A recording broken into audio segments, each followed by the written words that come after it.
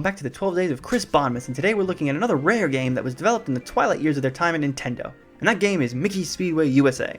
Thanks in part to a deal that Nintendo signed with Disney back in the late 90s, the company was able to create games using Disney characters, and Rare was given the honor of creating such a title. Rare had already had experience developing a kart racer in the form of Diddy Kong Racing, in addition to creating some of the greatest games on the system.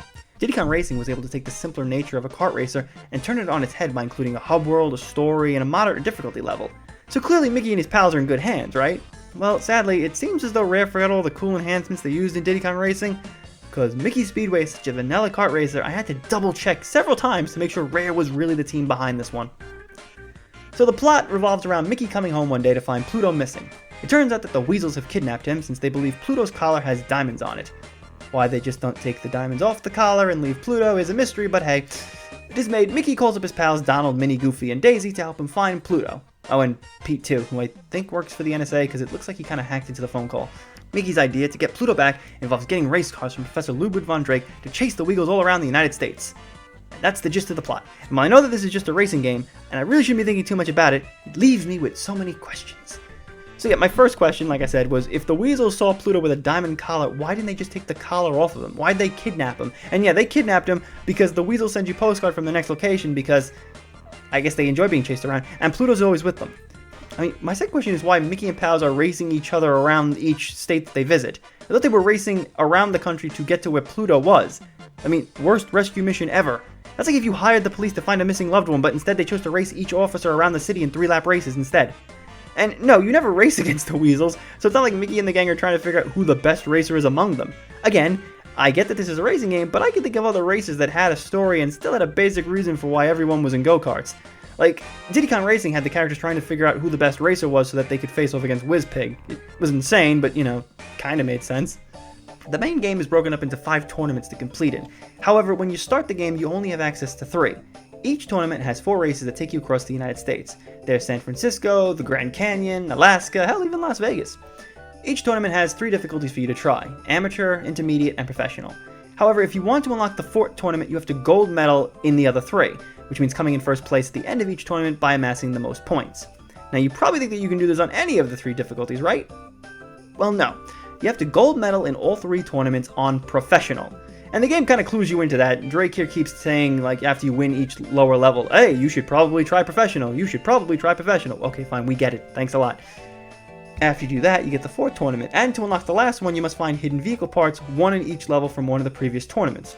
The game mentions that you have to find the vehicle parts to reach the Weasels, but honestly, you're going to need a guide to figure out which stages have the vehicle parts. Seriously, how would you know there was something here? This is like in the first stage. I didn't even know this was here. Like, it's all dark and stuff. Is that just because it's the N64 and I can't see? Guide. Just get a guide. Once the last tournament opens, it's 4 more areas, you beat it, and it's game over. Like I said, there's no final boss or anything, just place first, and congrats, credits. First thing I have to stress is that unlike Diddy Kong Racing, there are no alternate racing vehicles. So no hovercrafts or planes, so sorry if you're hoping for some variety in the vehicle selection. And trust me, the game could have used some of that since the racing is so bland and boring. And that's even when you consider that there are pickups to turn the odds of the race in your favor. These pickups are so shamelessly taken from Mario Kart that if this was not a Nintendo game, I feel like they could have sued. And what makes this worse is knowing how Rare handled pickups in Diddy Kong Racing. In that game, you had balloons to pick up, and based on their color, it gave you a certain type of pickup. You want a speed boost, then pick up a blue balloon. You want a projectile, pick up a red balloon. And then if you wanted to get a better version of the pickup, you would pick up another balloon of the same color. So the generic missile would become a homing missile, and the speed boost would give you even more speed. The pickups in this game don't stack or turn into enhanced version. There's no different types of pickups that you can choose between, and like I said, they're all carbon copies from Mario Kart. Seriously, tell me if these sound familiar. There's a token which grants you 3 oomph tokens, and these tokens are scattered around the track and they raise your vehicle's top speed. The soda can is the speed boost.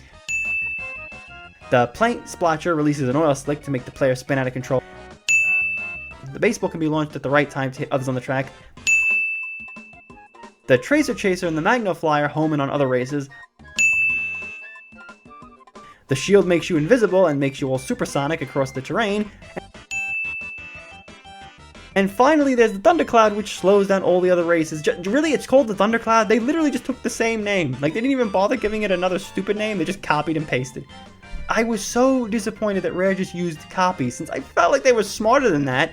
This type of design is something you would find in like a crappy third-party title, or a cheap cash-in, not from Rare. I I mean, maybe late game rare or today rare, but not back then. Then it was different. You need to rely on these power-ups a lot because there's very few ways of getting ahead of the other racers.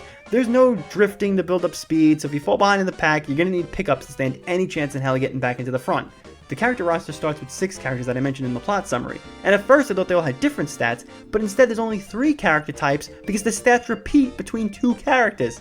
For example, Mickey and Donald are the average racers, Minnie and Daisy are lighter and therefore faster, and Goofy and Pete are the heaviest but have more controls on turns. Well, technically speaking, I thought Pete would be a little heavier, but that's just my logic.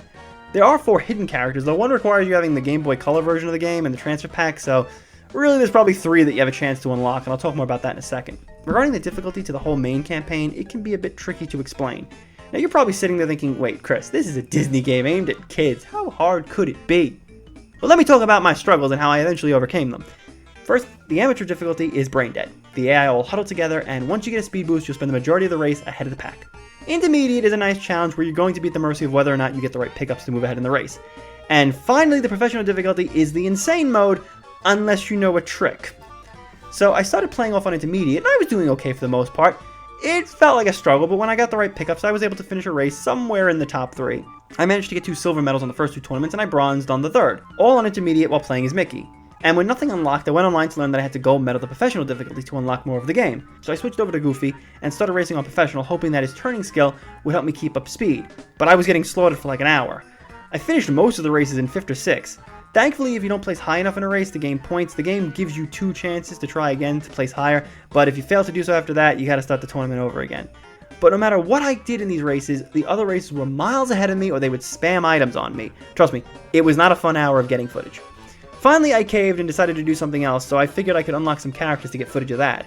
Unlocking the other characters involved you getting a platinum medal on some of the difficulties in the tournaments. Getting a platinum means that you placed first on all the races in the tournament and received the max number of points. So I learned that you can unlock Dewey by getting this medal on all the amateur races, and I thought, well, hell, that's gonna be easy. Amateur was like sleep mode for me. And sure enough, half an hour later, Dewey was all mine. He has slightly different stats than the others, and while they don't seem like much of a difference, holy hell, Dewey was the answer to beating the professional difficulty. I'm not kidding. I went back in with Dewey, and I crushed every single race in all 4 cups. Like it was finding the instant win button. I didn't even bother unlocking the last tournament because what's the point? Dewey's just gonna plow through the competition. Dewey gets off the starting line faster, and he has amazing turning where he doesn't lose speed, so he's the best character out of the initial lineup.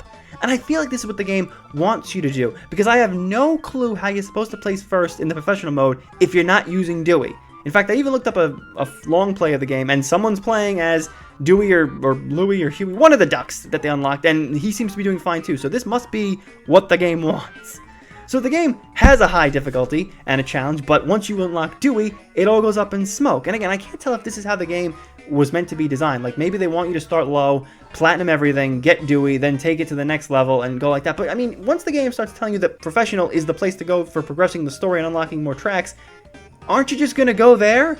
I mean, I don't know how many kids are going to play the professional mode and get enjoyment out of losing every 5 minutes unless they go back and do the other stuff. And honestly, if it wasn't for me trying to get footage of everything, I might not have even done that if I was just playing it for, you know, the hell of it. Oh, and before we wrap this up, there is a battle mode, but that too is ripped off from Mario Kart, so I'm not even going to give that the time of day. You and 3 other players move around big open areas, and you have 3 balloons attached to your cart. Seriously? We're not even going to attempt to make it look different? And the goal here is pretty much what you expect. Hit the other players and take away their balloons. Again, I'm not going to give this the time of day, not because I don't have enough controllers, but I've played the battle arena in Mario Kart, so I understand how this works. And once I did learn that this was the battle mode, I was so disappointed again, because this is just copy and paste. I just don't get why Rare didn't try to do something more unique. They were the kingmaker of taking traditional concepts and making them fresh and original. I know this was one of their last games while working on a Nintendo, so were they just drained of creativity at this point, or did most of the creative team members leave? The presentation is kind of mixed. The designs of all the characters are solid, and at least they're 3D models and not the 2D-like models that the Mario Kart series used. The voices for all the characters are from their respective actors like Bill Farmer, Jim Cummings, and Wayne Allwine, and that adds to the product's authenticity. There are cutscenes, but they're all text-based, and I'm kind of confused as to why they didn't have the actors read off the lines. The music is also bland, which is an odd thing to say for a Rare game, but aside from the main title theme and the Victory Celebration music, nothing really stood out for me. Also, the designs of the tracks were bland and disappointing. Some levels try to incorporate aspects of the city or state you're racing through, like how Las Vegas has a small section of the Strip, a casino, and the desert, but then there's tracks like Los Angeles. It's just a figure-8 track. Is that what it's like in Los Angeles? It's just people going around in circles? Is that what it is? Never been. It's so bland and empty. I think making the game's tracks based on places in the real world limited the creative ability to the design. Unlike Mario Kart and Diddy Kong Racing, which use snow, fire, water, and space themes in creative ways, Mickey's Speedway doesn't really have that option. I mean, you can't add, like, you know, a volcano in New York or like a blizzard in, well, I guess they do have blizzard in Alaska, which kind of is the only snow level, now that I think about it, but still. If you want a creative racer with Disney characters, try a Disney Magical Racing Tour, because at least those tracks are based on attractions from Disney World, and far less generic looking than what's on display here. So final thoughts. I was excited to play this game since I knew Rare was behind it, but the more I dug into this game, the more and more disappointed I got. Maybe it's not fair to compare this game to Diddy Kong Racing, but it's so hard not to because they were made by the same company. I mean, how do you do an amazing job on Diddy Kong Racing and then make this generic tire stain? The lack of alternate vehicles, the bland tracks and music, the stolen power-ups, the copy and paste battle mode, it just kept making me look at this game in a negative light. I was excited when the game was giving me a challenge, but then I unlocked Dewey and that challenge evaporated, and there went the one positive the game had going for it. Mickey Speedway is a generic kart racer, plain and simple. And the best way to approach this game is to not think that Rare was involved, because the more you think about that, the more you're going to start making comparisons just like I did. So I'm not really sure if I can recommend this game. I mean, if you like Disney characters and you want to see them racing around plain generic tracks meant to represent the USA, and you like Mario Kart, then I guess you could give it a go. But honestly, you'd be better off playing Mario Kart or Diddy Kong Racing. Those games have far better tracks, design, music, characters, challenge, and power-ups. Trust me, if you had some friends over and you wanted to play a kart racer and you had Mario, Diddy, or Mickey, I wonder which one you're going to want to play with your friends. I would only ever bring this out to show how Rare completely dropped the ball after crafting the excellent Diddy Kong Racing. The game is playable and functional, but there's nothing about the game that makes it stand out on its own. So it's good for a few hours, but you'll pop it out on the N64 when you're done with it, put it back on your shelf, and you're never going to want to touch it again. So come back tomorrow as the 12 Days of ChrisBondmas continues. Thanks for watching.